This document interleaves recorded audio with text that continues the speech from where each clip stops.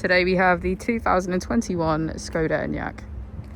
This vehicle was done just under 65,000 miles. It has an automatic transmission and a fully electric motor. To the left of our steering wheel, we have voice control as a feature, as well as our heated steering wheel. Just below, we have our cruise control. On the right, we have assist and automatic headlights. Moving on to our screen, we can access our charging, vehicle settings, smart link, navigation and smartphone integration.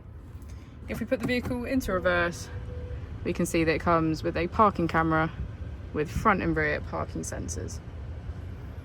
Just below, we have our climate control with heated seats on either side.